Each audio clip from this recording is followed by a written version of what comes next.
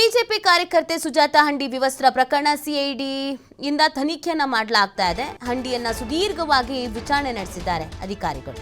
ನ್ಯಾಯಾಲಯದ ಅನುಮತಿ ಸಿಕ್ಕ ಬೆನ್ನಲ್ಲೇ ವಿಚಾರಣೆ ಮಾಡಲಾಗಿದೆ. ಧಾರವಾಡದ ಕೇಂದ್ರ ಕಾರಾಗೃಹದಲ್ಲಿಯೇ ಈ ವಿಚಾರಣೆ ಮಾಡಲಾಗಿದೆ. ನಿನ್ನೆ ಇಡೀ ದಿನ ತಮ್ಮ ಕಸ್ಟಡಿಗೆ ತೆಗೆದುಕೊಂಡಿದ್ರು ಸಿಐಡಿ ಅಧಿಕಾರಿಗಳು. ಘಟನೆ ನಡೆದ ದಿನ ಏನೆಲ್ಲ ಆಯಿತು ಅನ್ನೋದ್ರ ಬಗ್ಗೆ ಮಾಹಿತಿಯನ್ನ ಕಲೆ ಹಾಕಿದ್ದಾರೆ. ನೋಡಿ, ಈ ಪ್ರಕರಣ ಜನವರಿ 5ಕ್ಕೆ ನಡೆಯುತ್ತೆ. ಸೊ ಅವತ್ತು ಬಂಧಿಸ್ತಾರೆ ಪೊಲೀಸರು. ಈ ಸಂದರ್ಭದಲ್ಲಿ ಒಂದು ಹೈಡ್ರಾಮಾವೇ ನಡೆದು ಹೋಗುತ್ತೆ. ಆಕೆಯನ್ನು ವಿವಸ್ತ್ರ ಮಾಡಲಾಗಿದೆ ಅಂತ ಪೊಲೀಸರ ಮೇಲೆ ಈ ಆರೋಪ ಬರುತ್ತೆ. ಅದಾದ ನಂತರ ಆಕೆಯ ಬಟ್ಟೆಯನ್ನು ಹರಿದುಕೊಂಡಿದ್ದು ಅಂತೆಲ್ಲ ಹೇಳ್ತಾರೆ. ಸೊ ಇದು ಯಾವಾಗ ರಾಜಕೀಯ ತಿರುವು ಪಡ್ಕೊಳ್ಳುತ್ತೋ ಸಿಐಡಿಗೆ ತನಿಖೆಯನ್ನು ವಹಿಸ್ತಾರೆ. ತನಿಖೆ ಏನೋ ನಡೀತಾ ಇದೆ. ಒಂದು ತಾರ್ಕಿಕ ಅಂತ್ಯ ಅನ್ನೋದು ಇಲ್ಲಿವರೆಗೂ ಬಂದಿಲ್ಲ. ಕ್ಷಣಕ್ಕೊಂದು, ದಿನಕ್ಕೊಂದು, ಗಂಟೆಗೊಂದು, ಗಳಿಗೆಗೊಂದು ಸ್ಟೇಟ್ಮೆಂಟ್ ಕೊಡ್ತಾ ಇದ್ದಾರೆ. ಕನ್ಫ್ಯೂಷನ್ ಸ್ಟೇಟ್ಮೆಂಟ್ಗಳು.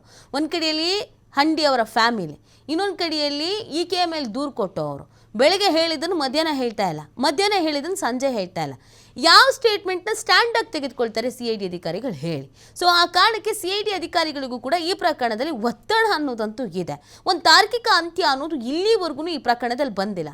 ಆದರೆ ಈ ಪ್ರಕರಣನ ಇಷ್ಟು ದಿನ ತನಿಖೆ ಮಾಡಬೇಕಾ ಅನ್ನೋದು ಕೆಲವ್ರ ಪ್ರಶ್ನೆ ಆಗಿದೆ. ಆದರೆ ಈ ಪ್ರಕರಣ ಪೊಲೀಸ್ ಇಲಾಖೆಯ ಮೇಲೆ ಗೂಬೆ ಕೂರಿಸೋಕೆ ಹೊರಟಿದ್ದಂಥ ಪ್ರಕರಣ ಅನ್ನೋದನ್ನು ಪೊಲೀಸ್ ಇಲಾಖೆ ಹೇಳಿರೋದು.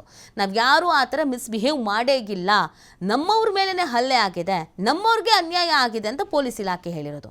ಮತ್ತು ಈ ಪ್ರಕರಣದಲ್ಲಿ ಸತ್ಯಾನುಸತ್ಯತೆಗೆ ಏನಿದೆ ಅದು ಮಾತ್ರ ಹೊರಗೆ ಬರಬೇಕಾಗತ್ತೆ. ಅದು ಯಾರೇ ತಪ್ಪು ಮಾಡಿರಲಿ, ಪೊಲೀಸ್ ಇಲಾಖೆಯವ್ರು ಮಾಡಿರಲಿ ಅಥವಾ ಈಕೆನೇ ಮಾಡಿರಲಿ, ಅವರಿಗೆ ತಕ್ಕ ಶಿಕ್ಷೆ ಆಗಬೇಕಾಗತ್ತೆ. ಹಾಗಾಗಿ ಸ್ವಲ್ಪ ಎಚ್ಚರಿಕೆ ವಹಿಸಿ ತನಿಖೆಯನ್ನು ಮಾಡಬೇಕಾಗತ್ತೆ.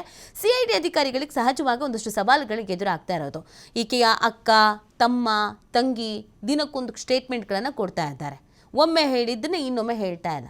ಆ ಇಡೀ ಘಟನೆ ನಡೀತಲ್ಲ, ಹೈಡ್ರಾಮಾ, ಅವತ್ತು ಏನೇನಾಯಿತು, ಇವ್ರಿಗೆ ಎಲ್ಲಿದ್ರು, ಯಾರು ಅರೆಸ್ಟ್ ಮಾಡೋಕ್ಕೆ ಬಂದರು, ಎಷ್ಟು ಜನ ಮಾಡಿದ್ರು, ಅವತ್ತು ಬಟ್ಟೆ ಹರಿದಿದ್ದು ಯಾರು, ಯಾಕಾಗಿ ಹರಿದ್ರು, ಯಾರು ವಿಡಿಯೋ ಮಾಡಿದ್ರು, ವಿಡಿಯೋ ಮಾಡಿ ವೈರಲ್ ಮಾಡಿದ್ದು ಯಾಕೆ, ವೈರಲ್ ಮಾಡೋದಕ್ಕೆ ಹೇಳಿದ್ದು ಯಾರು, ವಿಡಿಯೋ ಮಾಡೋದಕ್ಕೆ ಹೇಳಿದ್ದು ಯಾರು, ಇದರ ಉದ್ದೇಶ ಏನಾಗಿತ್ತು, ಪೊಲೀಸ್ ಇಲಾಖೆಯಿಂದ ನಿಮಗೆ ಯಾವ ಥರ ಒತ್ತಡ ಇತ್ತು ಅಥವಾ ನಿಮಗೇನು ಸಮಸ್ಯೆ ಆಗಿತ್ತು, ಇದಿಷ್ಟು ಕೂಡ ಇದೀಗ ತನಿಖೆಯನ್ನು ಮಾಡಲಾಗ್ತಾ ಇದೆ.